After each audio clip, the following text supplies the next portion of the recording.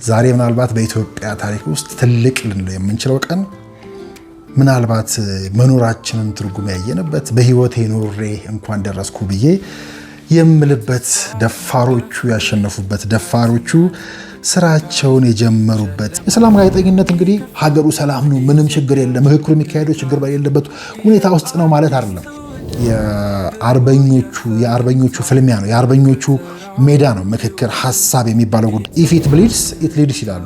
ጦርነት በተቀሰቀሰበትና ሰዎች እርስ በርስ በሚገዳደሉበት ስፍራ ካሜራችንን ደቅነን ለመገኘት ብቻ መፍቀድ፣ ደቅነን መገኘት እሱ ብቻ የሙያ መመዘኛ የመሰለበትን እኛም እንዳልኳችሁ ከ10 ከ11 ከ12 ዓመት በፊት ሐሳብ ሜዳን ስንከፍት መርሃችን አድርገን የተነሳንበት የሰላም ጋዜጠኝነት አዲሱ የሚባለውና ዘመናዊ ጋዜጠኝነት መንገድ ነው። ለአንተን የምታገል የሚሉ ግን እሱ ሊፈታ የሚገባው ጉዳይ ላይ ራሱ የልሂቃን ሚና ብቻ አድርገው የሚያሳዩ ማለት። ምዕራብ አውሮፓን ብንወስድ ለምሳሌ ወደ 30 ዓመት አካባቢ በፈጀው ጦርነት የህዝቡ 1/3 ጭምር ያለቀበት አስከፊ ሂደት ነበር። ዓለም በዛ ሂደት አልፎ ነው ዛሬ ምሳሌው እኔ የችግሩ ተቋዳሽ ተካፋይ ነኝ ወይስ የመፍትሄው አካል ነኝ?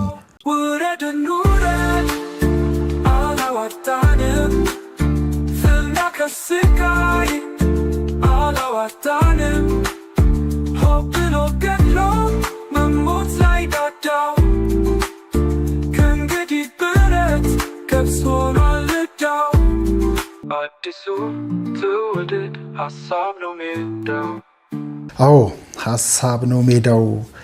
ውረድ እንውረድ አላዋጣንም፣ ፍልሚያው ከስቃይ አላዋጣንም።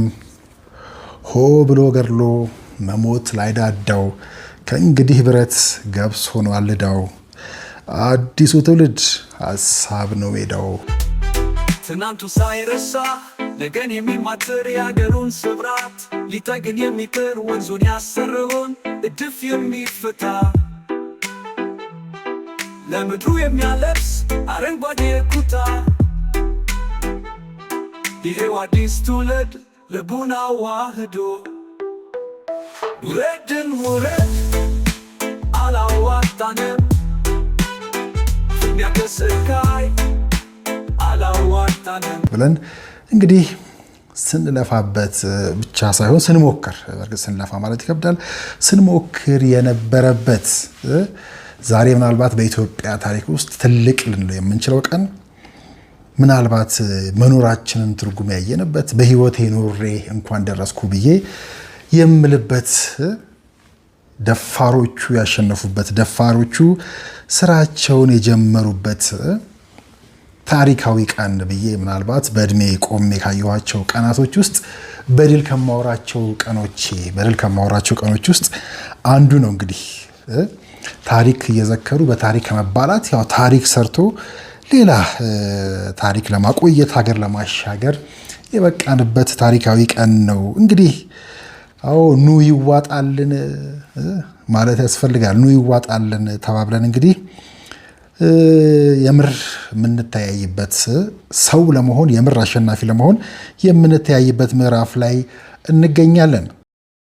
እንግዲህ ወደ በኋላ ነሰዋለው ኢፍ ኢት ብሊድስ ኢት ሊድስ ይላሉ። እንግዲህ ደም ይሸጣል የደማ ይሸጣል የሚለው እንግዲህ የኛም ሙያ ሲመራበት የነበረው መርህ ነው። እንግዲህ ዛሬ እንግዲህ ከምክክሩ በፊት እና በላይ ሰላም፣ ስለ ሰላም፣ የሰላም ጋዜጠኝነት ለዛም ይዋጣልን እንላለን። አዎ ሰላም እንግዲህ እኛም ስገባ እንዳልኩት በመዝሙራችን ወይ ደግሞ በሐሳብ ሜዳ ዋና ቲም ላይ እንደምትሰሙት እኛም ከ10 ዓመታት በላይ እንግዲህ ይህንን ስንሞክር መፈክራችንም መርሃችንም አድርገን እንግዲህ ቆይተናል። ይኸው ዛሬ የህይወታችን ትልቁ ቀን ምናልባት ትልቁ ምዕራፍ ትልቁ ቀን መጣ ብለን በደስታ የምንፈነጥዝበት ነው። ይሄ ግን እንደ ሙያ ብቻ ሳይሆን እንደ ትውልድም ልጆች፣ ቤተሰብ፣ ወንድም ዘመድ እንዳለውና እንደ ብዙ ልናየው እንችላለን። ለምሳሌ እንደ ትውልድ ሳየው በእኔ ትውልድ ህያው ታሪክ ወይ ደግሞ ኖረን የምር እንደ ሰው ኖረን ሀገር የምናሻገር የሚኮራብን ወላጆች ወይ ደግሞ ትውልድ የመሆናችን አካል ከዛ እንደ ትውልድ የምናያቸው ፈተናዎች አሉ። እንደ ትውልድ ለመሮጥ የምንቸገርባቸውን ጉዳዮች በሙሉ የምናይበት የምር የምንፈተንበት ከጥሞናችን ከተደበቅንበት የዚህ ቀን ካልመጣን እንዴት እንመጣለን በሚል እንግዲህ በእውቀት እንደሚመረምር እንደሚፈትሽ እዚህ ጉዳይ ላይ ፖለቲካውን ሲከታተል እንደነበረ ሰውና ኢትዮጵያ ውስጥ እንዴት እንዳነወር ነው እንዴት ባለመስራት እዚህ ድረስ እንዳመጣ ነው ስለማቅ እንደ ትውልድ የኮራውበት ዛሬ ፊት ለፊታችሁ ካልመጣው መቼ እመጣለሁ በሚል እንግዲህ የሚዲያችን መርህ በመሆኑ ብቻ ሳይሆን እንግዲህ እንደ ሙያም እንዳልኳችሁ ቅድም ብዙ የለፋንበት ብዙ የሞከርንበት ሁሌ የምንሰብክበት ከ10 ዓመት በላይ እንግዲህ የሰላም ጋዜጠኝነት መርሃችን አድርገን ቆይተን የነበረበትም ጉዳይ በመሆኑ የተማርን ቀለም የቆጠርን ማይክ የጨበጥን መስራት ያቃተን ድል እንግዲህ በጋራ ውል ሊሰሩ ጀግኖቹ ተሰባስበዋል። እንግዲህ ስለዚህ ኑ ይዋጣልን የምለው ጉዳይ እንግዲህ ይህንን ነው። የደፋሮቹ የአርበኞቹ ፍልሚያ ነው። የአርበኞቹ ሜዳ ነው ምክክር ሀሳብ የሚባለው ጉዳይና አዎ ኑ ደፋር ከሆናችሁ ብቻ ይዋጣልን ተባብለን የምንተያይበት ሜዳ ማለት ነው። በጀግኖቹ በደፋሮቹ የአርበኝነት ሜዳ፣ በሀሳብ ሜዳ፣ በምክክር ሜዳ ላይ የተገናኘንበት እናም ልክ እንደምንለው እኛ ውረድ እንውረድ አላዋጣንም እንደምንለው ኑ በጋራ እንውጣ የሚያስብል እንዲው ለልጅ በኩራት የሚያወሩት እንደተማረ ሰው እንደኖረ ሰው እንደ ሰውም ራሱ ማንነታችን ሰው ነው ካልን በኩራት ልናወራው የምንችለው ምዕራፍ ላይ እንደመገኘታችን ማለት ነው። በእኛ ሙያ ደግሞ በይበልጥ እንደምታውቁት እንግዲህ ደም ይሸጣል፣ የሚደማ ይሸጣል፣ ደም ያዋጣል እንዳልነው እንግዲህ ቅድም ይዋጣልን ስንል የምር ይዋጣልን በሐሳቡ መድረክ ደግሞ ይውጣልን በውስጣችን ያለው ጉዳይ አፍነን ያዝነውና ሁሌ የሚለበልበን የሚያፈርሰን ጉዳይ ይውጣልንም ነው። ስለዚህ ከዛ ባሻገር ግን እንደኛ ሙያ ካየነው ቅድም እንዳልኩት ስነሳ ኢፍ ኢት ብሊድስ ኢት ሊድስ ይላሉ። ምክንያቱም ደም ከሆነ የደሙት ከሆኑ የሚዳሙት ከሆኑ እንደዚህ አይነት ዜና ይሸጣል። ምክንያቱም እስከ መኖሩም የማይታወቅ ስንጀምረው ብዙ ሰዎች ግራም ይገባቸው ነበር። የሰላም ጋዜጠኝነት የማንደራደርበት መርሃችን ነው ስንልና የጦርነትና የሰላም ጋዜጠኝነት የሚል ዘውግ ያለበት አሁን አዲስ የተያዘ ፋሽን ቢመስለንም ግን የጦርነትና የሰላም ጋዜጠኝነት ብለን ስንከፍል የሰላም ጋዜጠኝነት ያ እንዲያውም ያረጀውን ያፈጀ ነባራዊ የሚባለውን የጦርነት ጋዜጠኝነት የሚባለውን ለመተካት የመጣ የሚዲያ ዘርፍም መሆኑ ከዛ የኛ አያያዝ እንዳልኳችሁ ቀደም ኢፍ ኢት ብሊድስ ኢት ሊድስ ያሉት ደም ካልሆነ የሚዳሙ የሚታኮሱ ካልሆኑ የመጣንበትንም ታሪክ ስታውቁት እውነት ተስፋ ብርሃን የማይሸጥበት ሀገር ሚዲያ ለመባል ዘጋቢ ለመባል አክቲቪስት ለመባል ክፋት ደም ብቻ የሆነበት ማለት ነው። እንግዲህ በሚዲያ ዓለም ውስጥ እንግዲህ ለዘመናት ኖሯል። ግን ጮክ ተብሎ ወይ ደግሞ በአደባባይ ሲነገር የማንሰማው መራራ የምንለው እውነት ነው። ሁልጊዜ ፍንዳታ መናፈቅ፣ ደም መናፈቅ፣ ከዛ ይሄ ደም ፍንዳታ ባለበት ሁሉ መገኘት፣ ጦርነት በተቀሰቀሰበትና ሰዎች እርስ በርስ በሚገዳደሉበት ስፍራ ካሜራችንን ደቅነን ለመገኘት ብቻ መፍቀድ፣ ደቅነን መገኘት እሱ ብቻ የሙያ መመዘኛ የመሰለበት ምን ይላሉ? ጋዜጠኝነት የምርጫ ጉዳይ ነው፣ የፈለግነውን የመዘገብ ጉዳይ ይላሉ። ግን የምንዘግበው ጉዳይ ራሱ ምን ያህል ሙሉ የተሟላ ነው ብለን ስንሞግት ታስታውሳላችሁና ግን ብዙውን ጊዜ የእነኝ የምናያቸው ዜናዎች ምናልባት የሙያውን አያያዝ አሁንም በተለይ በሀገራችንም አሁን ይህን ጉዳይ ለማጣጣል የሚካሄድበትን ጉዳይ ስታዩ ልክ የኳስ ፍልሚያ ወይ ደግሞ እግር ኳስን ለማሳየት የሚደረገው አይነት ሩጫ፣ በአንድ በኩል አጥቂ ያለ፣ በሌላ በኩል ደግሞ ተከላካይ ያለበት፣ በአንድ በኩል ፍጹም መልካም፣ በሌላ በኩል ደግሞ ፍጹም ክፉ አድርጎ የመሳልና እሱን የማቅረብ ልማዳችንን ጭምር የሚገልጽ ማለት ነው። እንግዲህ ባህላዊ ሚዲያ አቀራረብ የምንለው ቅድም እንዳልኳችሁ ይሄ ነው። አሁን እንዲህ አይነት የምንጋፋበት ሚዲያ የጦርነት ወይ ደግሞ ዋር ጆርናሊዝም የሚሉት ዛሬ ግን ምናልባት ይህንን አጥፊ አካሄድ የሚቀይር ተብሎ አሁን ይነሳል። ምክክሩ ላይ ደርሰናል። እኛም እንዳልኳችሁ ከ10 ከ11 ከ12 ዓመት በፊት ሀሳብ ሜዳን ስንከፍት መርሃችን አድርገን የተነሳንበት የሰላም ጋዜጠኝነት አዲሱ የሚባለውና ዘመናዊ ጋዜጠኝነት መንገድ ነው እና እንዲህ ያለው ጋዜጠኝነት ደግሞ ፍሬ የሚያፈራ ወይ ደግሞ እንዲህ ያለው ጋዜጠኝነት ያፈራውን ውጤት የምናይበት የሰላም ጋዜጠኝነት እንግዲህ መስራች የሚባሉ ሰዎች እንደሚናገሩት ደግሞ ሰላም ጋዜጠኝነት እኛም ስንል ሀገሩ ሰላም ነው፣ ምንም ችግር የለም፣ ምክክሩ የሚካሄደው ችግር በሌለበት ሁኔታ ውስጥ ነው ማለት አይደለም። የዚህ ሀሳብ ጠንሳሾችም እንደሚናገሩት የሰላም ጋዜጠኝነት ማለት ዝም ብሎ ሰላም ሰላም እያሉ ማሞካሸት ወይ ደግሞ ሰላም አለ ብቻ ማለት ሳይሆን ወይ ደግሞ እውነታውን መሸሸግም ጭምር ማለት ሳይሆን ግጭቶች ልክ እንደ በሽታ ወይ ደግሞ የተነሱ ጉዳዮችን በጥልቀት ማመርመር፣ ቀደም እንዳልኩት ስነሳ ማጠየቅ፣ ይህ አካሄዳችን ጉዳዩን ያበርደዋል ወይስ የበለጠ ማጋገል ነው እስካሁን የያዝነው ጉዳይ? እንዲህ ያለ ምክክር ጉዳይ ስናጠለሽ እውነት ለሀገሪቱ መፍትሄ ስለማይሆን ነው ወይንስ ጉዳዩን ከግል ጥቅም ጋር ብቻ አያያዝነው ወይ ደግሞ ሆነ የያዝነውን የዘገባ ወይ ደግሞ የዘጋቢነት ወይ ደግሞ ህያው መስለን የምንታይበትን የደም ነጋዴነት ወይ ደግሞ የጦርነት ዘጋቢነታችንን ለማስቀጠል ነው ብለን ማጠየቅ ጭምር ማለት ነው። የሰላም ጋዜጠኝነት ስንል አዲሱ ትውልድ ሀሳብ ነው ሜዳው። በየብሔሮች ስም ሀገር ውስጥ ያለውን ግጭት ከማራገብ ጋር ተያይዞ ያለውን ጉዳይ የሚዘግቡት በአብዛኛና በተወሰነ መልኩ የሰላም ጋዜጠኝነት ላይ ያሉ ሰዎች የሚሰሯቸውን ጉዳዮች እንደ ለማነጻጸር በዚህ መንገድ እንኳን ብናየው በሁለት ጽንፎች ላይ ያተኩራል። እንግዲህ ይሄ አሁን እኛ ጋር ያለው ጽንፍ የያዘው እንምከርና እንፍታ ምንለው ጉዳይ እሱን የተከተለውና በሱ የተገራው ጋዜጠኝነታችንን ካየን ምናልባት ግጭቱ በሁለት ወገን ላይ ብቻ እንዳለ አድርጎ በእኛና እነሱ የሚል የለም። ይሄ አሁን ዓለም ላይም አሁን እያቆጠቆጠ የመጣው አዲሱ ትክክል እኛና እነሱ በሚል ተቧድኖ መፋለም ማለት ነው። ግን ይሄንን ማርገብ የሚችለው ለምሳሌ ከምክክሩም ጋር ከሀሳብም ጋር ከሰላም ጋዜጠኝነት ጋር ተያይዞ ስናየው ሁሉን አቀፍ ወይ ደግሞ ከሁለቱ ወገን ጀርባ ያሉትን በርካታ ድምጾች ወይ ደግሞ የማይታዩ ንብብሮችን ጭምር ማሳየት ወይ ደግሞ ለማየት መሞከር ነው። ይሄን ማየት ካልቻለን ጋዜጠኝነት ስንለዋለን ወይ? የምርስ ሀገር ገዶን ነው ወይ? አሁን ምክክር ኮሚሽኑን ስናጥላላ የምር እንደ ጋዜጠኛ ባለሙያ ሆነን ነው ወይ?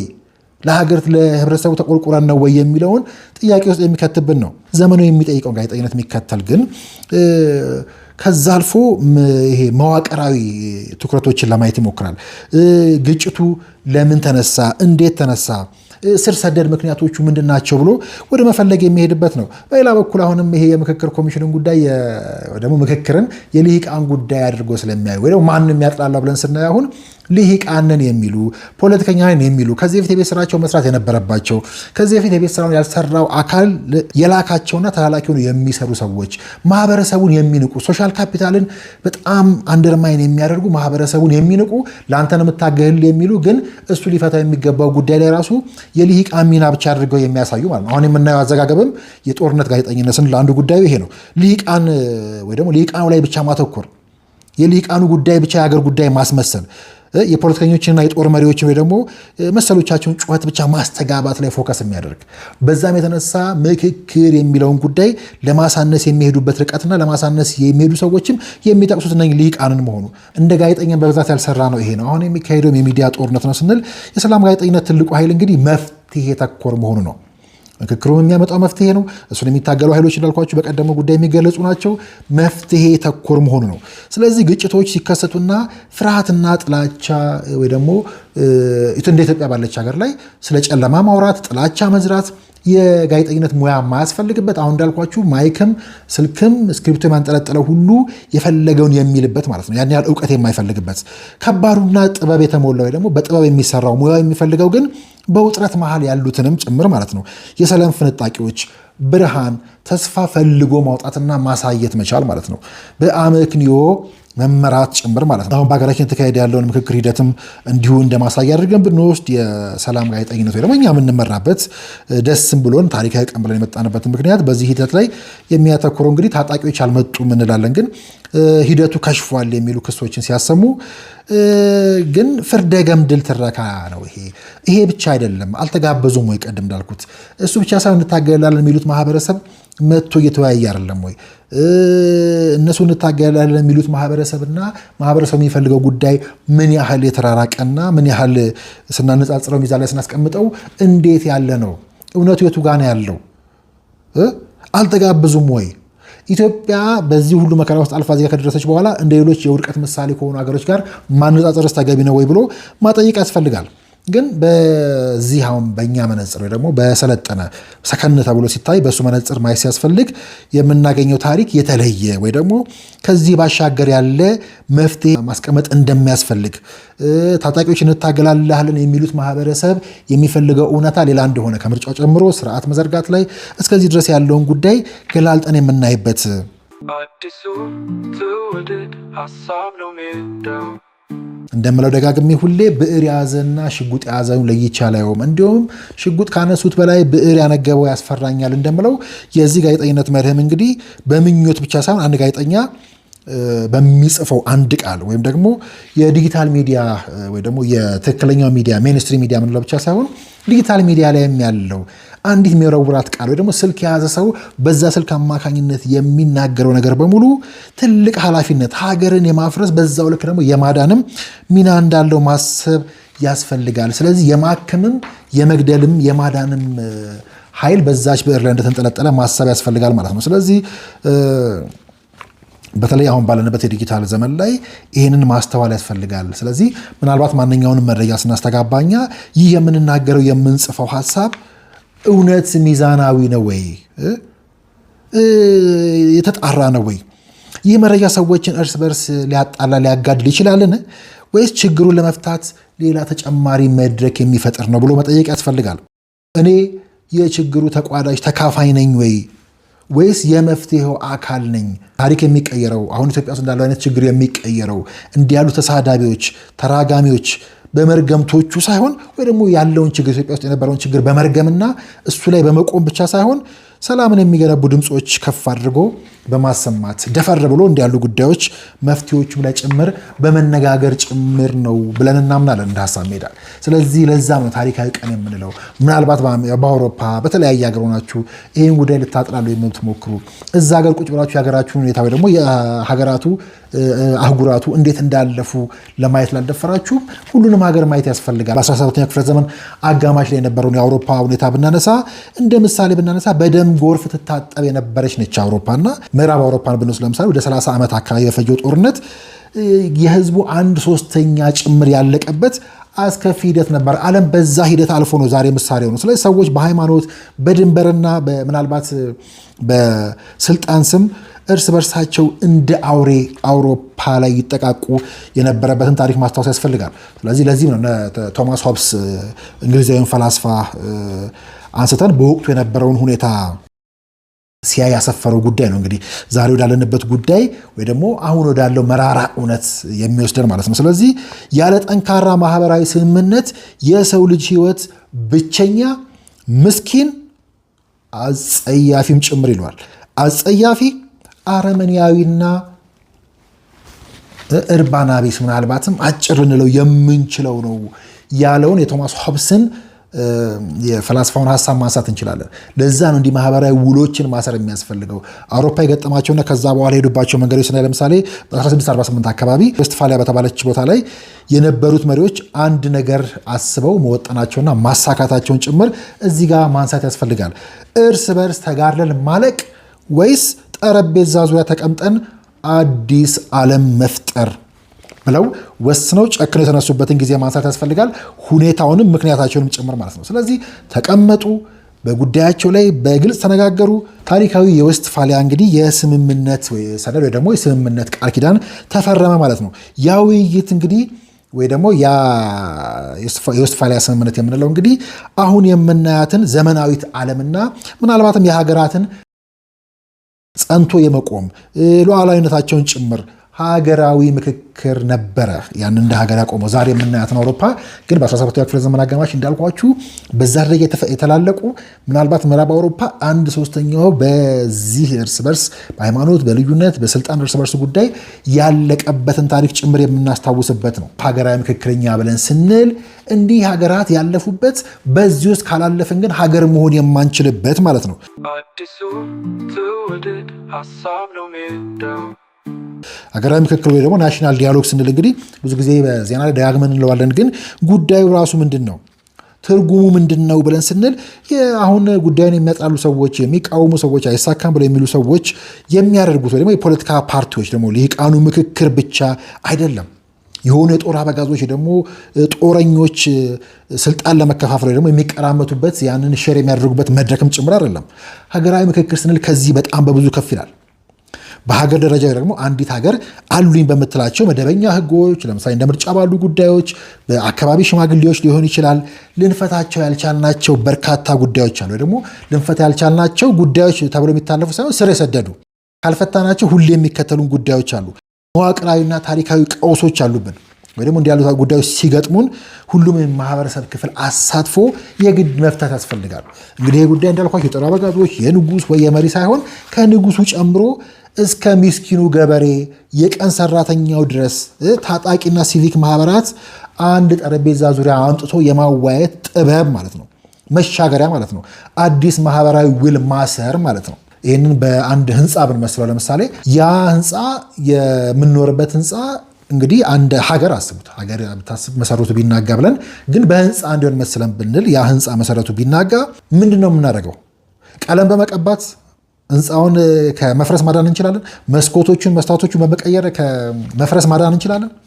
ደፍረን የህንፃውን መሰረት ሲሚንቶ፣ አርማታ ምናምን አስገብተን ቆፍረን በጥንቃቄ መሰረቱን ነው ማጥበቅ ያለብን። ስለዚህ ሀገራዊ ምክክር ስንል በአሁን ባነሳነው ምሳሌ ብናይ ምክክርን የሀገርን የፖለቲካና የታሪክ መሰረት፣ ሌሎች የማህበራዊ ውሎቻችንን ጭምር መሰረቶቻቸውን የማደስ ማለት ነው። በቀላል ቋንቋ ምክክር የሚለው ራሱ ለሰው ይቀርባል። ምንም በሳይንስ ማወሳሰብ በልሂቃን ቋንቋ ማወሳሰብ ስለማያስፈልግ ማለት ነው። ስለዚህ ምናልባት ከሌጂቲሜሲ ጋር ተያይዞ በኤሊቶች ደጋግመው የሚያነሱት የቅቡልነት ከህጋዊነት ጋር ተያይዞ የሚነሱ ጉዳዮችን ታሪካዊ ስምምነቶች አሉ፣ ደግሞ ፖለቲካዊ ማህበራዊ ስምምነቶች፣ አወቃቀሮች ላይ የመንግስት አወቃቀር ላይ መግባባቶች ሊኖሩ አይችሉም መቼም እንደዚህ አይነት ጉዳዮች መጥተው ካልፈቷቸው ማለት ነው። ስለዚህ ምናልባት ወደ እርስ በርስ የሚያመሩ ጉዳዮችም አሉ ተብሎ ሲታሰብ ወይ ደግሞ ጠመንጃ ከሰው ልጅ ከሐሳብ ከንግግር ከብዕር በላይ ሲገዝፍ የሚደረግ ጉዳይ ነው ማለት ነው።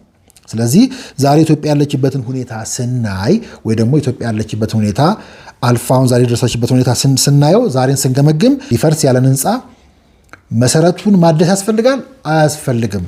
ቀለም ዝም ብሎ መቀባት፣ መስታወት በመቀየር መስኮት በመቀየር ብቻ ማለፍ ነው የሚያስፈልገው ወይስ መሰረቱን ማደስ ያስፈልጋል የሚለውን ጥያቄ በጋራ ሁላችንም እንድንመልሰው ለእናንተ ትቶ ማለፍ ያስፈልጋል።